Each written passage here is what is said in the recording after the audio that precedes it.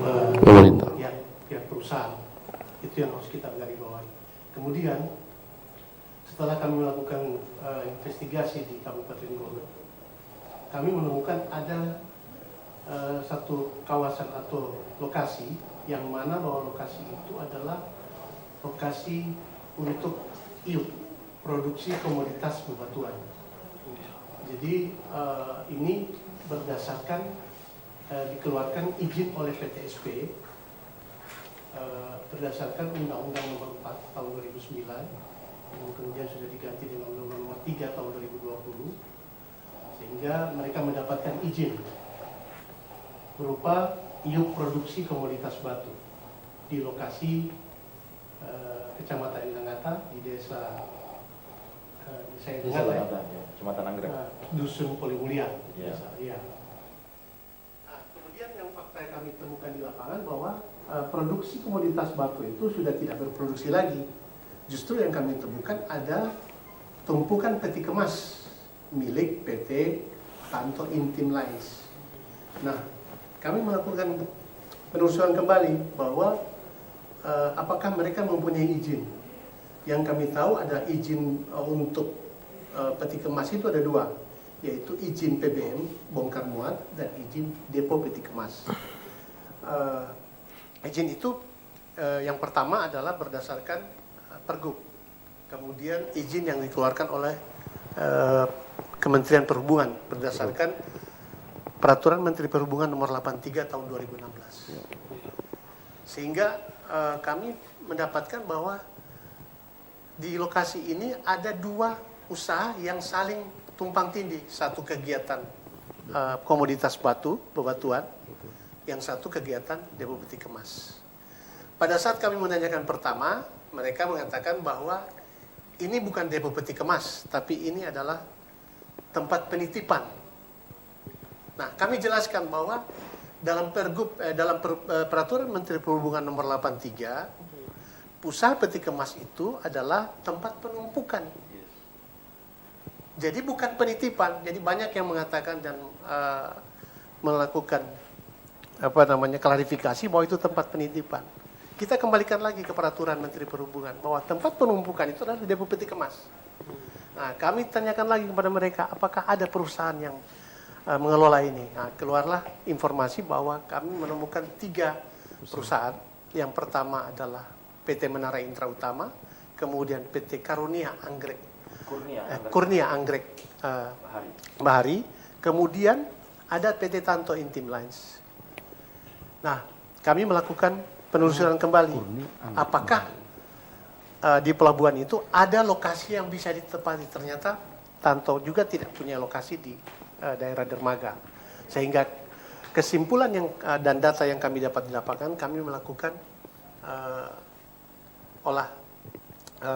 laporan, kemudian kami laporkan kepada Polda pada tanggal 2 Juni. Kemudian surat kami ditindaklanjuti oleh Polda Gorontalo pada tanggal 12 Juni. Mereka melakukan polis lain pada hari Jumat. Melakukan polis lain. Kemudian pada tanggal 14 ya Pak ya. Tanggal 14 Polda membuka kembali polis lain berdasarkan surat dari Pak Bupati Garut yang nomor 600 kalau tidak salah ya. Hanya berdasarkan peraturan pemerintah nomor 23. Di sini ada kekeliruan yang menyatakan bahwa Pak Bupati mengizinkan PT Tanto Intim Lines beroperasi, beraktivitas. Nah, kami lihat di sini Pak Bupati mungkin tidak memahami tentang aturan yang ada di dalam peraturan Menteri Perhubungan Nomor 83 bahwa untuk beroperasinya sebuah kegiatan peti kemas, dia harus mempunyai izin lingkungan. Nah, pada saat itu izin lingkungan belum terbit. Sehingga kami menyatakan kembali bahwa ada apa dengan pembukaan polis lain. Kemudian tanggal 15 Juni keluarlah izin lingkungan oleh Pak Bupati. Sehingga pihak Tanto melakukan kegiatan bongkar muat dan kegiatan peti kemas. Kami sampaikan juga bahwa izin lingkungan bukan untuk operasi depo peti kemas. Itu adalah salah satu persyaratan untuk mendapatkan izin depo peti kemas. izin usaha. Karena izin lingkungan itu adalah persyaratan yang diminta. Jadi kami sampaikan sekali lagi bahwa peraturan Menteri Perhubungan nomor 83 itu persyaratan yang salah satunya adalah izin lingkungan. Izin lingkungannya sebagai salah satu persyaratan. Di samping persyaratan lain, dia harus menguasai lahan selama 3 tahun yang dibuktikan oleh kepemilikan sertifikat. Kemudian dia harus menyetorkan sejumlah dana dari antara 5 miliar sampai 20 miliar. Ini peraturan Menteri Perhubungan. Dan yang kami sangat miris melihat bahwa peraturan ini dari 2016. Ini sekarang sudah 2020. Ada 4 tahun masa sepiling waktu yang mereka sama sekali tidak mengindahkan peraturan ini.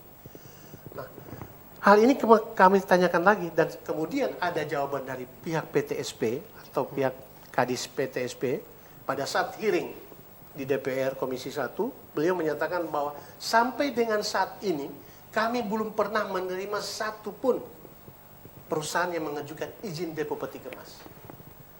Sehingga kami menyatakan bahwa ada apa sebenarnya dengan daerah ini. Sehingga izin yang harus mereka urus, yang harus mereka dapatkan, tidak mereka urus. Padahal ini sudah 4 tahun. Nah, kami kembali lagi. Saya tanyakan kembali, Pak, ini ada aturan mengenai PT Menara Indra Utama. Kenapa Bapak melakukan teguran? Iya, karena mereka sudah melakukan kegiatan yang bekerja sama dengan yang tidak sesuai dengan yang dalam Undang-Undang Nomor 4 Tahun 2009 atau Undang-Undang Nomor 3 Tahun 2020. Bahwa PT Menara Indra Utama sudah ditegur oleh pihak PTSP. Sehingga kami juga ingin menyatakan kembali, apakah teguran itu tidak ada batas waktunya, Pak? Hanya sampai di teguran. Kemudian kami juga menyatakan kepada pihak Dinas Lingkungan Hidup Kabupaten Gorontalo Utara, mereka menegur pihak Karunia Anggrek Bahari. Teguran itu apakah ada masa waktunya? Apakah cuma sampai di teguran? Sehingga ini tidak akan sampai pada ujungnya, tidak akan sampai endingnya pada saat kami menanyakan tentang izin depo peti kemas. Jadi hal-hal yang kami soroti selama ini adalah perizinan tentang Undang-Undang Nomor 4 Tahun 2009, tentang Undang-Undang Nomor 32 tentang pengelolaan lingkungan hidup, tentang Undang-Undang Nomor Peraturan Pemerintah Nomor 8 tentang perizinan lingkungan hidup.